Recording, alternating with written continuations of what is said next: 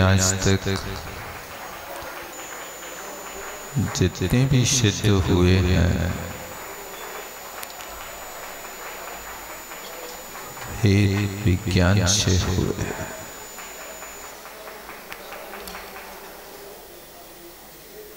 आगे भी जो सिद्ध होगा इसी प्रक्रिया से होगा।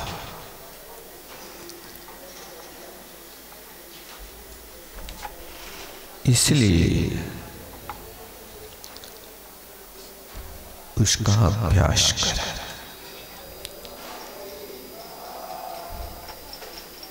किसी भी कार्य के लिए सफलता प्राप्त करने को बहुत बार अभ्यास करना पड़ता है।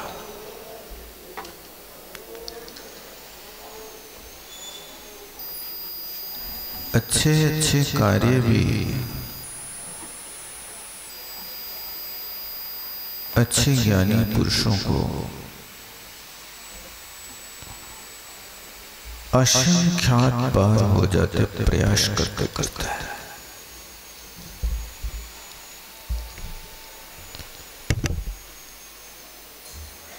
संसार की मूलभूत जड़ मिथ्यात्व है।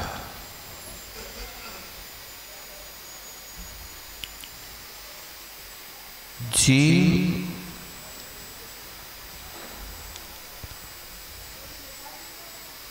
असंख्यात बार प्रयास करता है,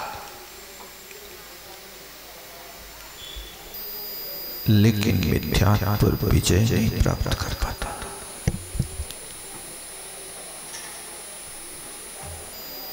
इसलिए आचार्यों ने लिखा, उपशम सम्यक दर्शन, अनंत अनुबंधी की विषय योजना,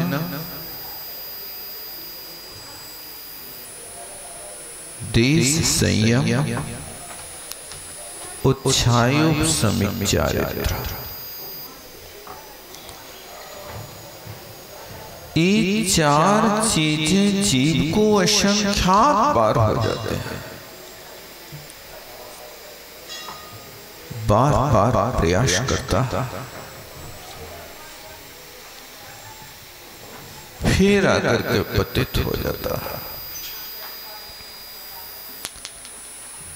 तीन करण के परिणामों से असंख्यात क्या होता है?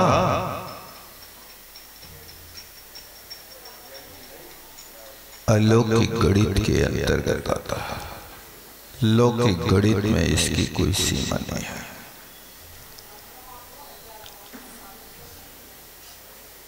सम्यक दृष्टि बन गया, लेकिन समझ नहीं पाया और फिर लौट करके मिथ्या दृष्टि बन गया। अनंतानुबंधी की विषय योजना सम्यक दृष्टि करता,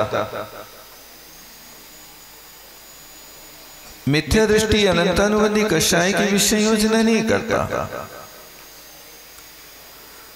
उस सम्यक दृष्टि अनंतानुबंधी की विषय योजना भी असंख्यात बार करता है, लेकिन फिर भी वो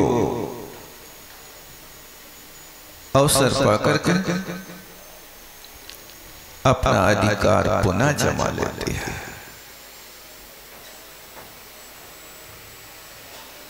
संयम पंचम गुण स्थान के परिणाम असंख्यात बार हो जाते हैं, फिर भी पतन हो जाता है। क्षयोपम सम्यक दर्शन की भी यही दशा है।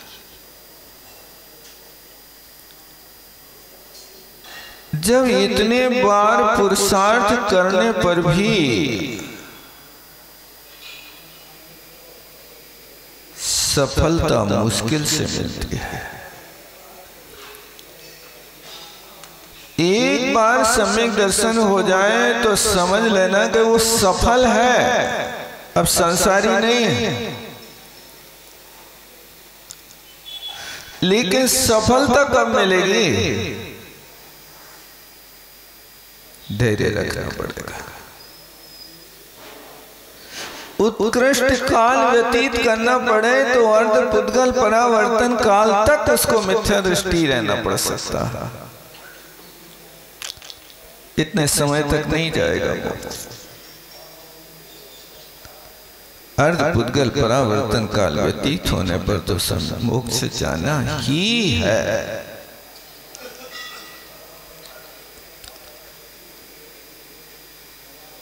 लेकिन एक बार ट्रेन चूक जाओ,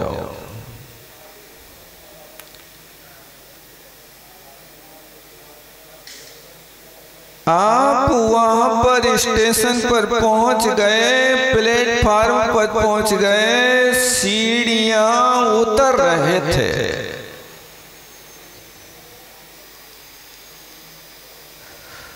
और 4 सीढ़ियां बाकी थीं और रात तुम्हारे सामने से गाड़ी चालू हो गई। बहुत प्रयास किया, अब गाड़ी को पकड़ भी लेवे तो वो कुली 100 कदम पीछे है जो थैला लाया। अब क्या करें? थैला छोड़े कि गाड़ी छोड़े? गाड़ी सामने से गुजर रही है। अब गाड़ी पकड़ते हैं तो थैला जाता है, गाड़ी छोड़ते हैं तो टिकट जाती है। एक ना एक तो जाना है तुम्हारा। क्यों? समय का प्रबंधन तुमने ठीक नहीं किया।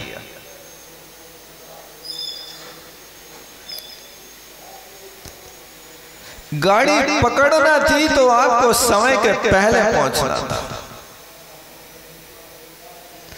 इसी तरह यहां पर भी तुम्हारे सामने ये स्थिति हो जाती है कि अभ्यास करते हैं, अब सम्यक दर्शन को संभालें कि बाल बच्चों को संभालें। किसको संभालें? आत्म पुरुषार्थ करें कि दुकान चलावें। यदि हम प्रयास भी करते हैं कि चलो भाई दुकान चला लेते हैं, फिर इसके बाद सामायिक कर लेते हैं, तो परिवार के लोग बार बार टार्चर करते हैं, मंदिर में बैठे रहो ना, मंदिर में घर बना लो, तुम्हें थोड़ी गृहस्थी दिखाई देती है। अब अंदर का भाव होवे भी तो ये ताना बाना इतने सहन करना पड़ते हैं कि समय सारे किनारे में रखना पड़ता है।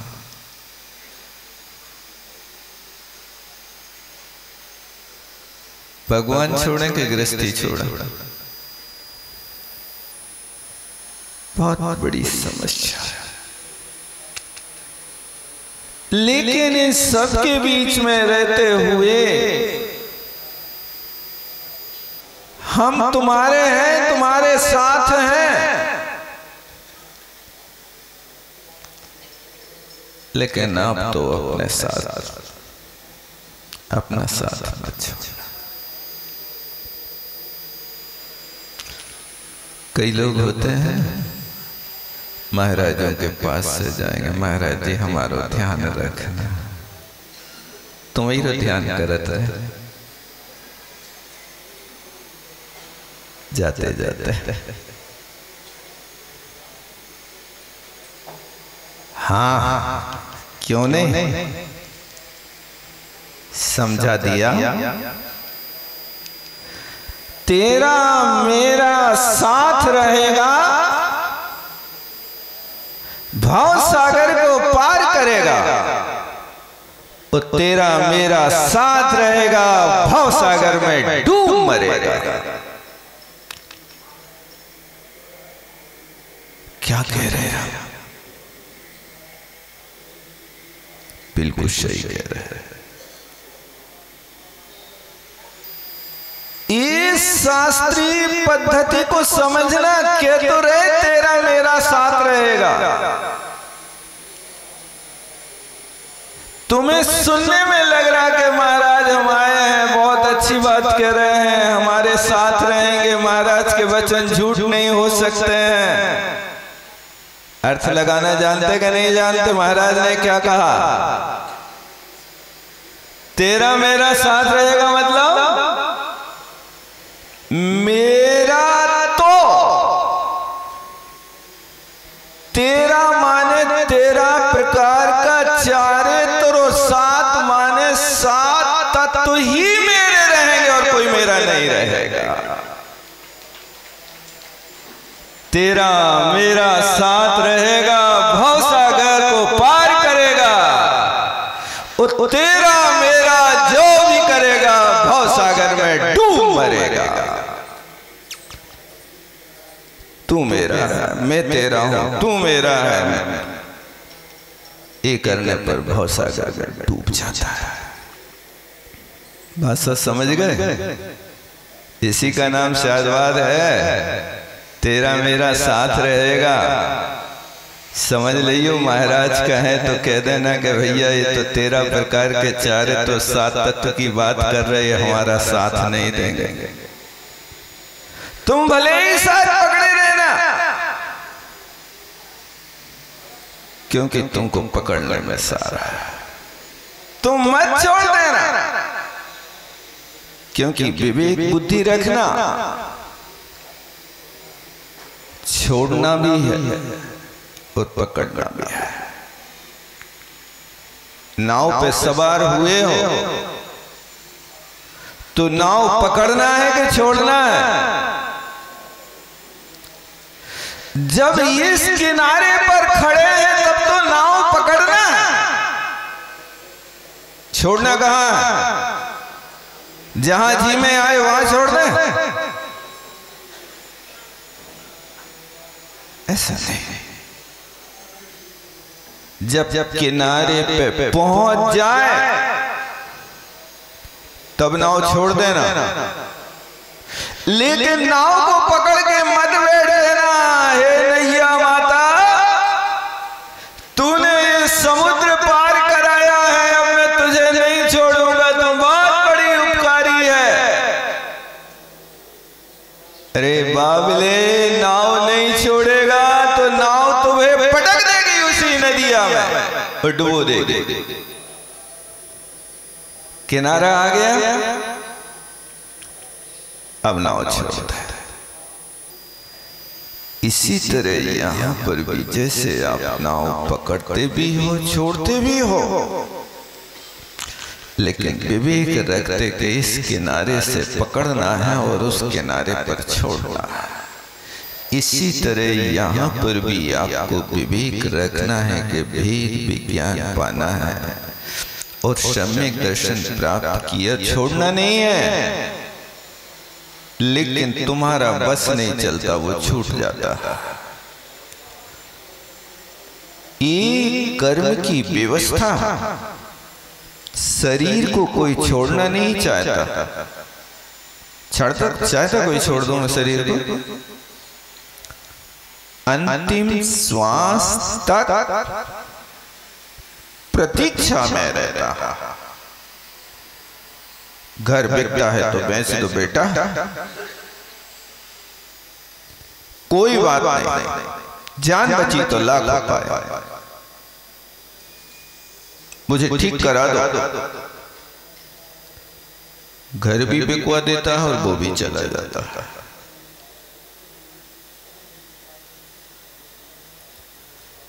उस समय क्यों भूल जाता है? मरना सबको एक दिन। बेटा को क्यों बेघर करके जा रहा है? मन नहीं मानता, इसीलिए तो कमाया है। अब यदि ची भी जाओगे तो तुम्हारी जिंदगी पलके पर निकलेगी, अब खटिया पर निकलेगी। भावना बनाओ कि उससे लेखना हो जाए। भावना बनाओ कि अभी तक सब कुछ पर को दिया, अब निज को देना है। तो यहाँ पर एक कल अपन ने देखे थे कि आचार्य भगवान किस तरह से यहाँ भेद विज्ञान की भावना बताते हुए, और भेद विज्ञान होता है तो वैराग्य की कसौटी पर होता है, और वैराग्य होता है तो निकट भव को होता है। जो दूर भव है वो वैराग्य को प्राप्त नहीं कर पाता। इसी बात को यहाँ पर कल अपन ने चर्चा की थी। वैराग्य के 5 चिन्ह होते हैं, याद है आप लोगों को? कौन कौन से थे?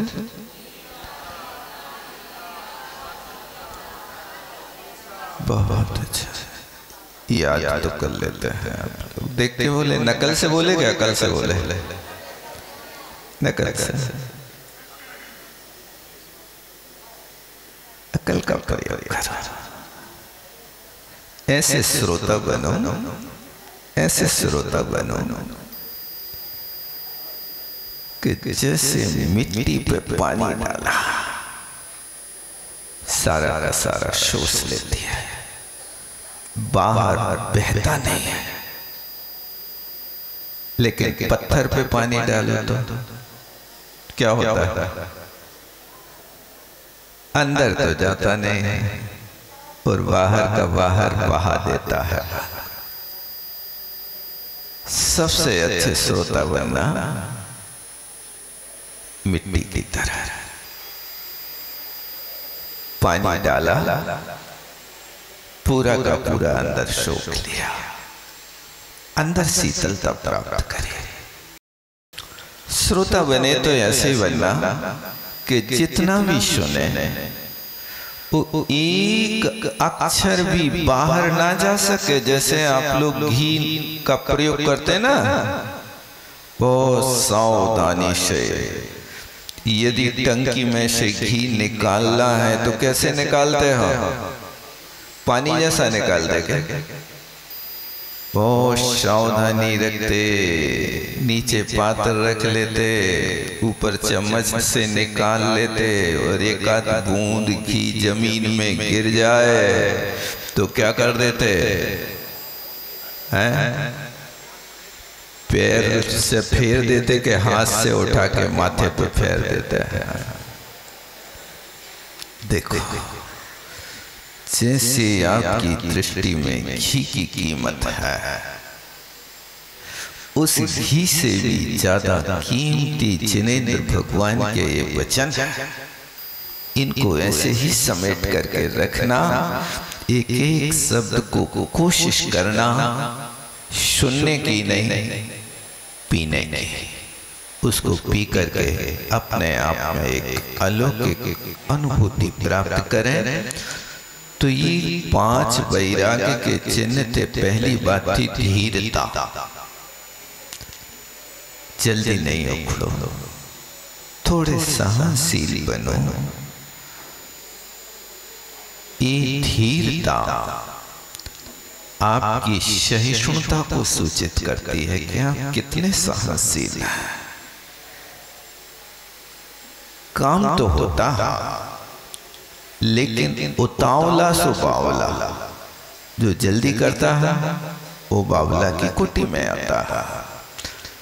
आचार्य भगवान के पास धीरता की बहुत बड़ी निशानी है। उनकी धीरता आप हमेशा पढ़ सकते हैं। किसी भी परिस्थिति में घबराते नहीं है।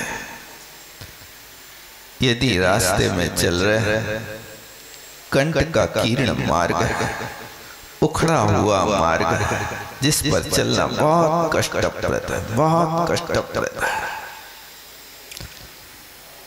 जहां 3 किलोमीटर की स्पीड से ज्यादा में नहीं चल सकता है, वहां पर भी चल रहे हैं लेकिन चेहरे पर मुस्कान है, सारे लोग मेंढक की तरह कूद रहे हैं और वे अपने पैर जमा करके बहुत सावधानी से प्रसन्नता से चल रहे हैं। लोगों के चेहरे सुकड़ रहे हैं, घबरा रहे हैं।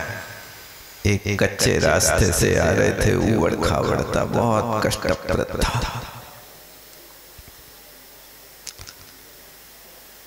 श्रावक चल रहे थे और सब लोग कह रहे थे कहां से ले आए, कहां से ले आए, कैसे रास्ते हैं, पहले देखना चाहिए। सब एक दूसरे के ऊपर बौछार कर रहे थे। लेकिन कुछ लोग थे जो अजय श्री के साथ चल रहे थे और संवेदना प्रकट कर रहे थे। आचार्य भगवान, रास्ता कच्चा है, आपको बहुत कष्ट हो रहा होगा। आचार्य श्री ने मुस्कान ली और कहा, रास्ता कच्चा है लेकिन इरादा पक्का है। हमारे कोई इरादे कच्चे नहीं होते, हमने इरादा बनाया है।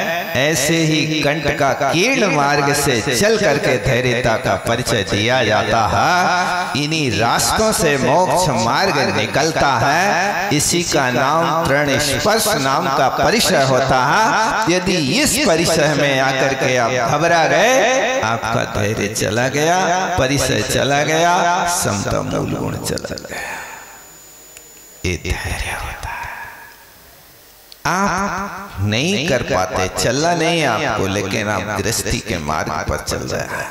ये मार्ग भी कंठ का कीर्ण है। इस कंठ का कीर्ण में चलते हुए आपका कर्तव्य है कि कांटों के बीच में से आप फूल को चयन कर लेते हैं। यहाँ हमारा कर्तव्य है कि कांटों का भी प्रयोग करता है। कभी देखा है आपने कांटों का प्रयोग किया जाता कि नहीं किया जाता? आप खेत में जाकर के देख लो, जहां किसान खड़ा, वो किसान जंगल से भी कांटों को काट करके सिर पे रख के लाता है। आप लोगों को पता नहीं। और वो जंगल से कांटे ला करके सिर पे रख करके और यहां उन कांटों को पकड़ करके बाड़ी लगाता है। कांटों के कैसे खिलता होगा वो बताओ। यहां चलते हैं तो पैर में कांटे छिद जाते हैं और वो कांटों को सिर पे रख रहा है, हाथों से पकड़ रहा है, फिर भी मुस्कुराता रहता है। उस किसान की तरह तुम्हारे पास कांटों से खेलने के लिए इतने कष्ट नहीं है। वो खेल लेता है, काम कर लेता है, 4 महीने के लिए अपनी खेती को सुरक्षित रख लेता है। ये गृहस्थी भी इसी तरह है। लेकिन इस गृहस्थी के साथ फसल पाना है तो जैसे वो कांटे लगा करके भी अपने फसल की सुरक्षा कर लेता है, इसी तरह यहाँ पर कसाय और भोग के कांटे बिछे हुए हैं। उन कसाय और भोग के कांटों के बीच में से गृहस्थी धर्म में रहते हुए आप अपनी आत्मा को सुरक्षित कर लो। ये बहुत बड़ा धैर्य की निशानी है। ये वैराग्य का पहला चिन्ह है। और वीरता का अर्थ है कि कभी किसी भी कोई परिस्थिति में घबराते नहीं है। कितनी भी भयंकर ठंड पड़ जाए, कभी नहीं कहते कि आज बहुत ठंड पड़ी थी। और सामने वालों को धैर्य बनाते रहते हैं। अभी 4-5 वर्ष पहले मुगावली से खिमलासा आया है, या खिमलासा से शायद खुरई प्रवेश करना था। रात एक स्थान पर रुके जो खेत में मकान था और खेत को सींचा गया था चारों तरफ से, और अकेले ही मकान था, दूसरे मकान नहीं थे। वो 40 साल था। क्या और भयंकर ठंड, दिन के 4 बजे से ऐसा शीतलहर कि धूप में खड़े हो जाएं तो भी वहां पर कांपते थे। और शाम को सूर्य अस्त होने के बाद तो बिल्कुल ऐसा लग रहा था जैसे कश्मीर में बैठे हो। फिर भी शांति से वहां कमरे में बैठे रहे, गुप्तासन लगा करके। मुनि श्री प्रसाद सागर जी ने रात के 12 बजे एक पिलाई लगा दी उनके यहाँ के हवाले आए। अब पिलाई तो लगा दी, अब ऐसी जुगाड़ थी कि उनको पता ही न चले कि पिलाई लगी, क्योंकि पाटा से नीचे उतरना नहीं उनको, और जब तक वे उठेंगे प्रकाश होगा तब तक पिलाई गायब कर देंगे उनके सामने से। लेकिन पता नहीं वो रात को कैसे उनके टटोले में आ गई कि पिलाई लगाते हैं। और सुबह उठ करके फिर उन्हें गिलास ले आई।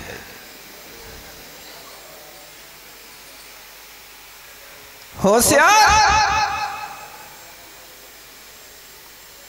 ये शब्द कहा, पहले तो कहा तुम सियार हो के शेर। धन्य है वे बाहुबली महाराज जहां 3 ऋतुओं में बाहर खड़े रहे, तुम कमरे में बैठ करके भी पिलाई की सोच रहे क्या? सिंह नृत्य है, वीरता रखो, घबराओ नहीं। क्या है साधु के लिए तो वहां पर वो कहा जाता है, शीत पड़े कपि मद गले, दाहे सब राय, ताल तरंगन के तटे ठाणे ध्यान लगा।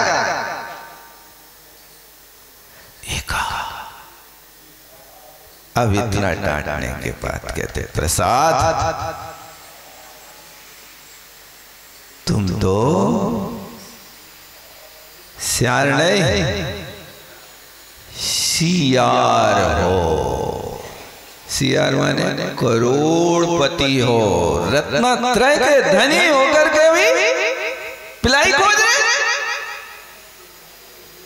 नहीं महाराज, हमें ठंड लग रही थी ऐसा लगाई थी।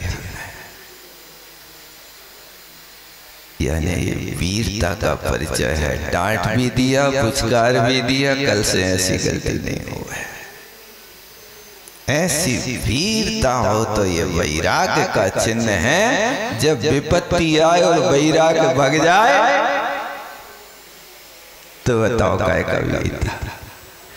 यही तो वीरता है साधुओं के पास। मोक्ष मार्ग में इसी वीरता की जरूरत है।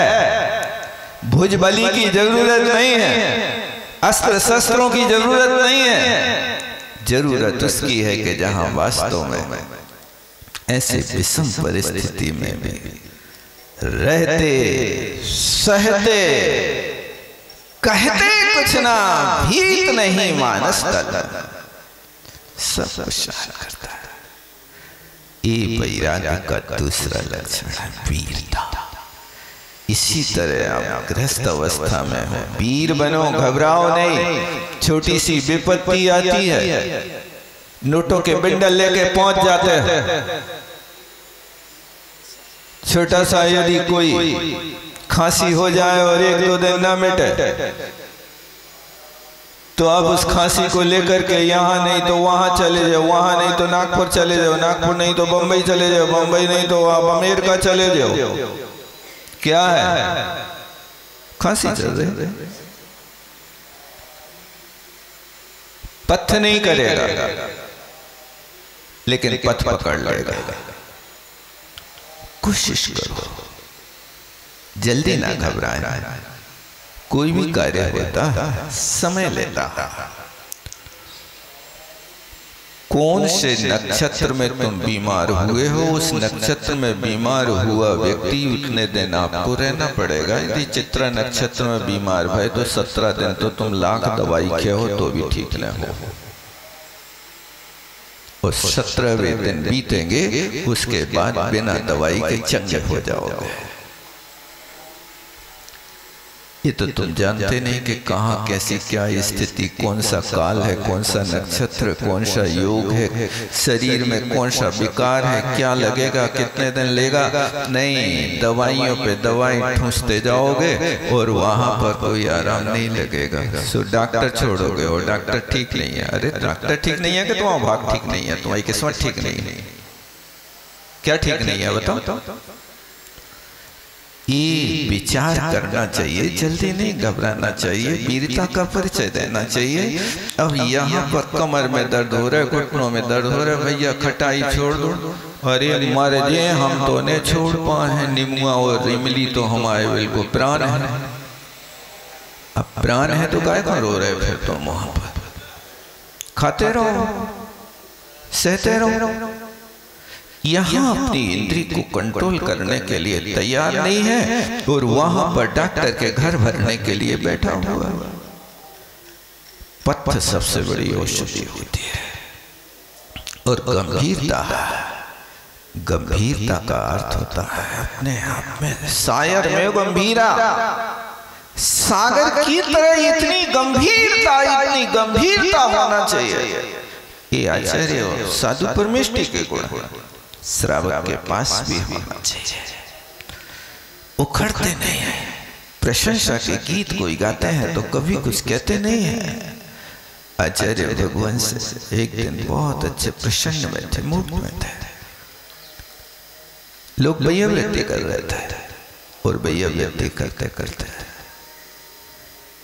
पूछा, आचार्य भगवान आप इतने बड़े संघ के नायक हैं,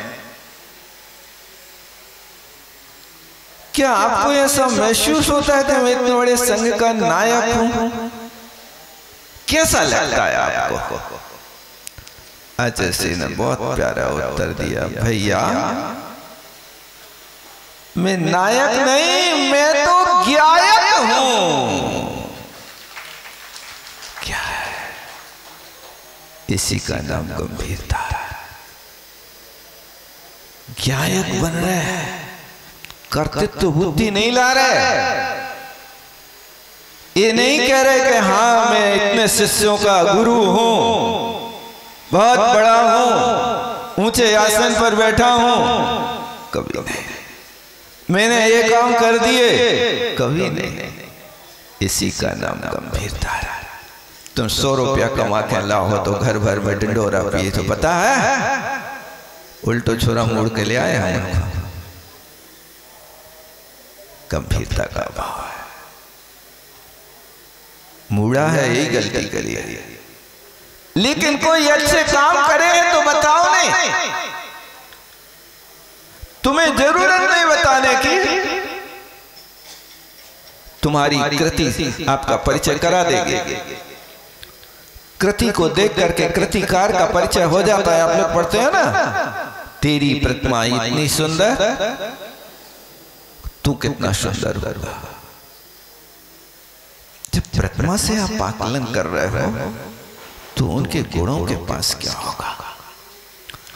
एक गंभीरता होना चाहिए। प्रत्येक व्यक्ति के पास एक गंभीरता वैराग्य का सूचक हुआ करता है और एक गंभीरता का गुण आना बहुत दुर्लभ है, बहुत दुर्लभ है। इतने उथले मत बनो कि जहां पर थोड़ी सी हवा चले और गड्ढा भर जाए, और इतने गहरे मत बनो कि कोई आए और गिरे तो निकल ले पाए। इसलिए गंभीरता अपने आप में एक बहुत बड़ा वैराग्य का सूचक चिन्ह होता है। इतने मीठे मत बनो कि लोग चखें और चट कर जाए, और इतने कड़वे मत बनो कि लोग चखें और थू थू करने लग जाए। गंभीरता को संभाल करके रखो। यदि कड़वे होते हो तो लोग स्पर्श नहीं करेंगे, और मीठे हो गए तो बच नहीं पाओगे। फिर क्या करें? बस गंभीरता यही कहती है कि आप अपने अंदर की बात को सहन करते जाओ। आपके अंदर जो गुण है वो किसी के सामने बखान मत करो। आप कभी कभी अपने जब परिवार से रूठ जाते हो तो किसी पड़ोसी से कह देते हो कि देखो हमने करोड़ों कमाए और हमारा लड़का हमारे लाने 2 रोटी नहीं दे रहा। गंभीरता नहीं है, ये अपमान। आपका अपमान हुआ है तो आप छिपा के रखो, उसको भूल जाओ, किसी को कहो नहीं कि नहीं किया। यदि कहोगे तो लोग तुम्हारी जड़ से पकड़ लेंगे कि तुम्हारे घर में कोई इज्जत नहीं है,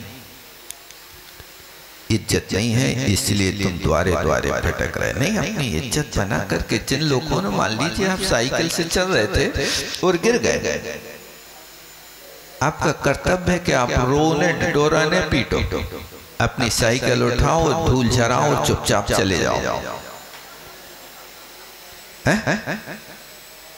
अब कितने लोगों से बताओ यार कि हम थोड़े से चूके हो साइकिल से गिर गए, थोड़े से चूके हो साइकिल, क्या करेगा वो तुम्हें उपदेश और देगा कि तुम कैसी असावधानी रखते हो यार, इतना ध्यान नहीं रखते, इतना अच्छा रोड है और फिर भी तुम गिर रहे हो, तुम्हें दोष देगा। इसलिए आपका अपमान हुआ है तो किसी को मत बताओ। पत्नी ने 2 चांटा मार दे हैं तो चुपचाप सहन कर लो, और गाल पे दाग लग जाए तो फिर आप उसको मिटा लेना, कहना नहीं। और कोई पूछे कि ये दाग काय का है, लालिमा काय की आ गई, तो कहना तकिया थोड़ा गोड़िया गया। तो इसी का नाम तो गंभीरता है। घर में रह करके यदि आप करोगे तो ये गंभीरता से आप सुखी रहोगे, और बताओगे तो फिर और पिटोगे आप। ऐसे बच्चे को होता है ना कि बच्चे को यदि आपने चाटा मार दिया और रोने लगा होगा तो बड़े मारे और रोने दे में रो रहा है, एक और मारे। कोशिश करो कि बैरागी का चिन्ह गंभीरता हो गया, कोई बात नहीं, कभी तो है आप रोज चलाते, एक दिन उसने चला लिया, ये गंभीरता होना चाहिए। और उदासीनता,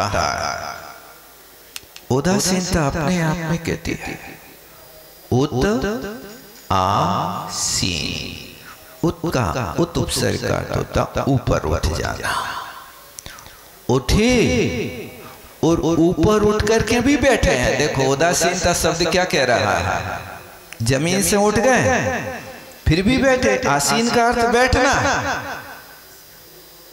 आसीन का अर्थ बैठना, लेकिन कहां बैठे हो? ऊपर बैठे। कहां? आकाश में? पूछो नहीं, उदासीन है, इसका नाम उदासीनता है। वो उदासीनता होना चाहिए विषयों के प्रति, के वास्तव में देखो आचार्य भगवान की विषयों के प्रति कितनी उदासीनता है।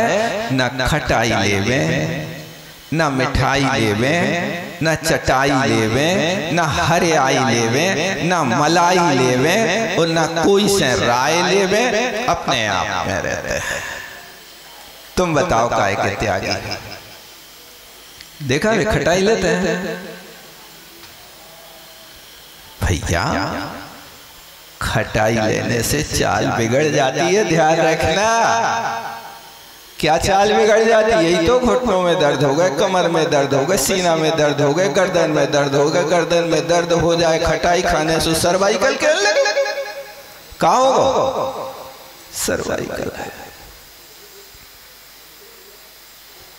ये उदासीनता विषयों के प्रति होना चाहिए।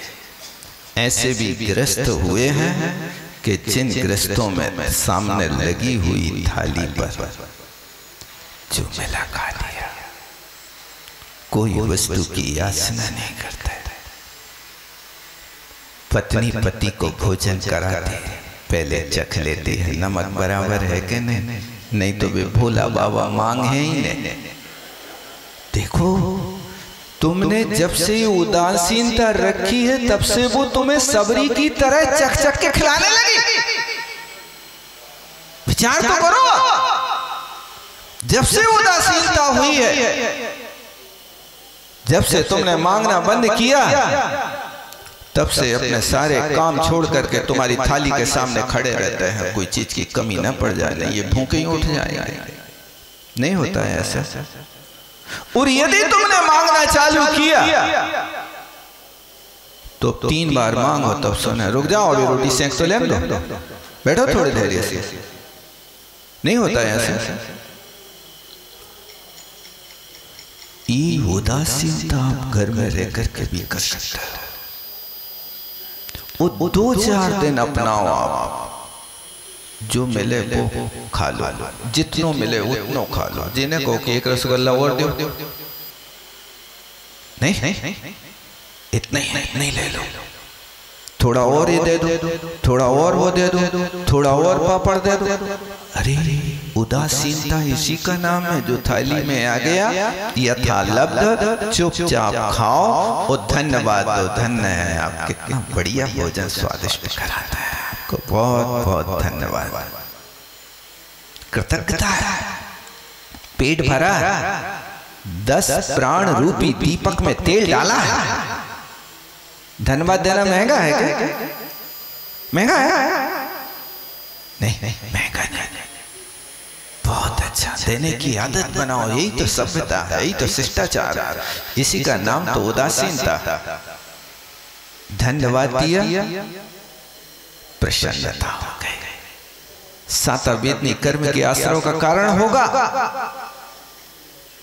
उद्योग कर लिया, अरे आज तो हमने ऐसा भोजन करो कि जैसे गैया भूसा खात है, मैं सो खा के आया है, पेट भर लो। दुख शोक कर लिया, 7 वेदनी का आश्रय कर लिया तुमने, और वो 7 वेदनी कर्म का आश्रय करके तुमने परिवार को भी दुखी कर दिया, तुम भी दुखी हो गए। उदासीनता जहाँ होती, आचार्य महाराज से कहा, महाराज तुम जूस नहीं ले, कछू को जूस तो ले लो आप, एक सूखे अनार को ले लिया, क्योंकि श्रावक तो सब चीज सुखा ले, अनार भी सुखा ले, संतरा भी सुखा ले, काका सुखा ले, टमाटर सूख जाता, उनके सब सूख जाता।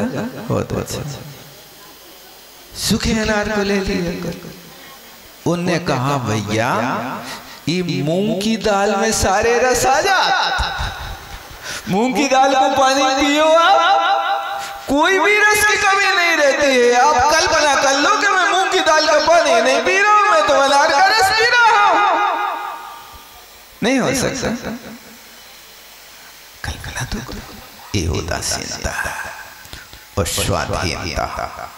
तुम 1000 बार मूड पटक पटक के मर जाओ, महाराज सागर चलो, स्वाधीनता है। तुम्हारे कहने से नहीं जाने, हमें जाने हुई है तो चले जाए, नहीं होता ऐसा। हमें जाना होगा तो जाएंगे, लेकिन तुम कहो इस रास्ते से चलो, नहीं तुम नहीं चला सकते। प्रत्येक कार्य की स्वाधीनता है, किसी कार्य से बनते नहीं। कितना बड़ा भी काम हो जाए, तुम जाओगे 100 लोग मिलकर के, चलो महाराज देखते हैं।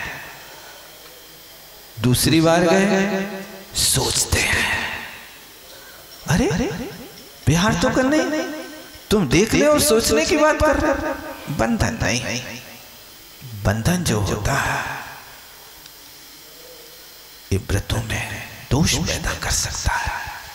वचन दे दिया, हम इस तारीख में प्रवेश कर जाएंगे सागर को। साल भर के आपके व्यवस्थित बजट बन गए। अब तो बड़ो संग है, कोई बीमार हो गया, कोई घटना घट गई, स्वयं को स्वास्थ्य खराब हो गया, नहीं पहुंच पाए, तो सत्य वचन में दोष लग गए। और फिर उस तारीख में यदि पहुंचना पड़े तो फिर अब भाग दौड़ करके फिर ईर्ष्या शक्ति पल रही कि नहीं पल रही, बड़ी मुश्किल पड़ जाए। अपनी स्वाधीनता, ये स्वाधीनता होती है व्यक्ति के पास, अपने आप में वैराग्य प्राप्त होता। मंदिर में कितनी देर पूजा करना, कोई पराधीनता नहीं, हम बैठे हैं निराकुल होकर के। इसी तरह स्वाध्याय कितनी देर सुनना, हम तो आधा घंटा की छुट्टी लेके आए थे भैया, अब आधा घंटा में पूरा नहीं हुई है तो हम बाहर हो जाए।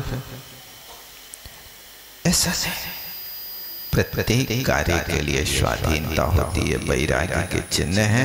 इसलिए यहाँ जो कहा कि वो भेद ज्ञान अतीव रूप से भाव्यम, उस भेद विज्ञान के पहले ये 5 चीजें आपके अंदर प्रकट हो जाएं। उन 5 चीजों के साथ में भेद विज्ञान होगा, अपने आप में अलौकिक आनंद आएगा। आगे आचार्य भगवान एक बहुत अच्छा प्रसंग कर रहे हैं, गाथा लिखते हैं आगे। को विदिदच्छो साहो संपड़ काले बड़े चिरूमिणम पचकमी विदितम परोक्षणाणे पवटन्तम्।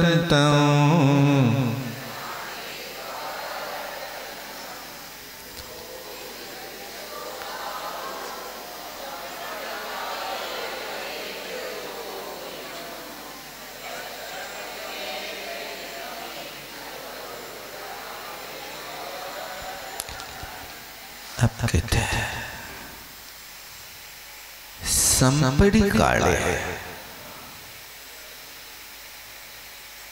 को विदितच्छो साहु इणम रूपम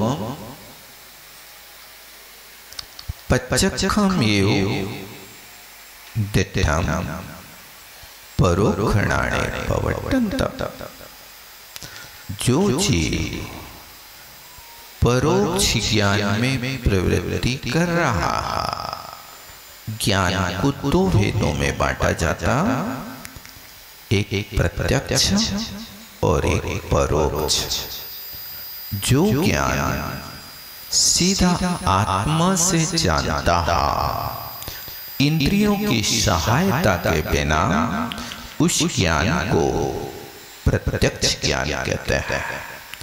अक्षम अक्षम प्रति प्रत्यक्ष। अक्ष माने आत्मा, आत्मा से जो जानता है उसका नाम प्रत्यक्ष। और फिर यहाँ परोक्ष का अर्थ है कि जो ज्ञान इंद्रियों के माध्यम से जानता है उसका नाम परोक्ष ज्ञान है।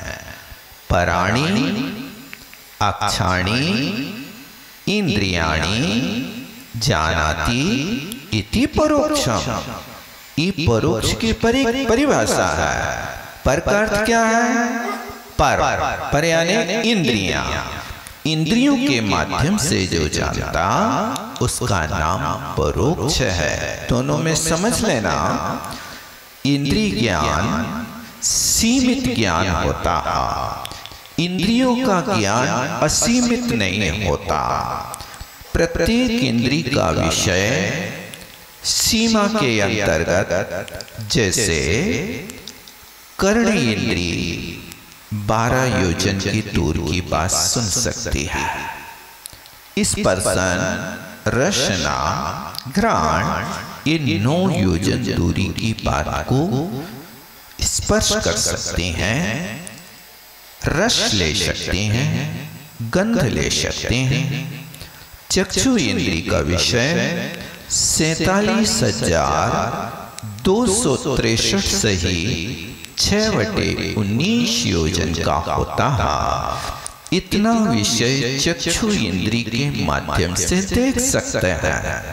लेकिन ये विषय जो उत्कृष्ट अवगाहना वाले जीव होते हैं, 500 धनुष की अवगाहना वाले जीवों की आंखों का विषय इतना बनता है। अपन लोग अवगाहना में हीन हैं, उतनी अवगाहना नहीं, इसलिए अपन लोगों का इतना लंबा विषय नहीं बन पाता। चक्रवर्ती है, अपने महल पर खड़े होकर के 84 खंड का उसका महल होता है। उस 84 खंड के महल पर खड़े होकर के 14 जनवरी को उस सूर्य की विमान में स्थित रहने वाले अकृत्रिम जिनबिंब की वंदना कर लेता है। वो उस समय उतना उसका विषय बन जाता है। और 84 खंड आप सोच लो कितने बड़े होंगे भैया? सुनो, आप 5 फुट के हो तो आपका छत कितना ऊंचा होता है? 12 फुट के 18 फुट?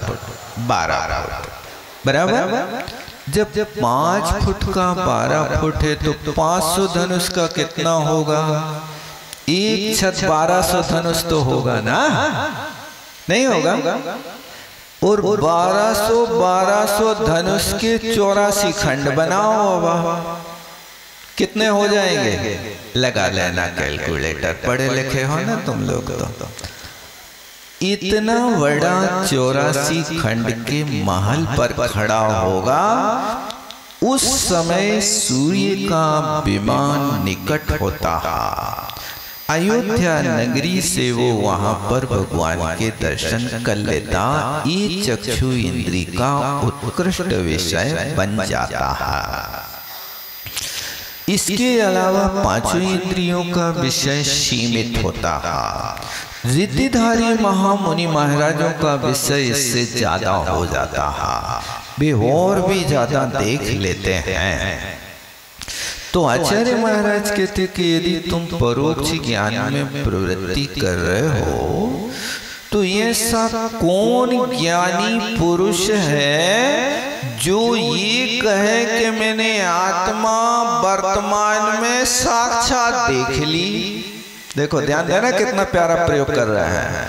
रूपम ईणम संपड़ी काले।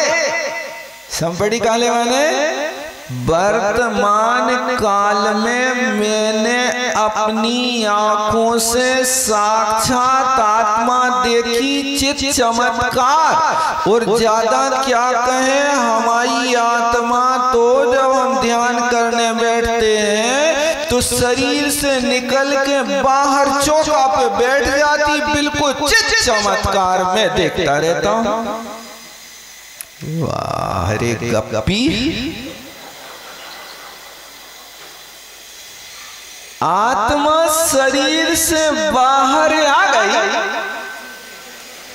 अब उस शरीर में देख शक्ति बची कि नहीं बची? ये भी तो बताया है? आत्मा देखने जानने का काम करती थी और वो ही बाहर निकल के बैठ गई, और बाहर निकल के बैठी तो आत्मा अरूपी हो गई। ऐसे ही लगा होगा ना।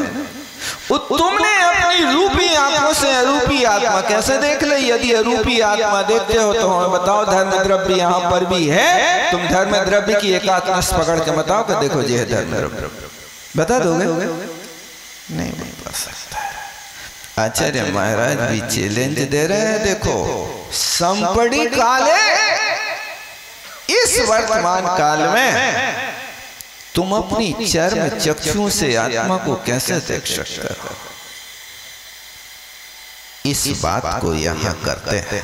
टीका अपन बाद में देखेंगे, समय हो रहा है। आचार्य गुरु विद्यासागर जी महाराज।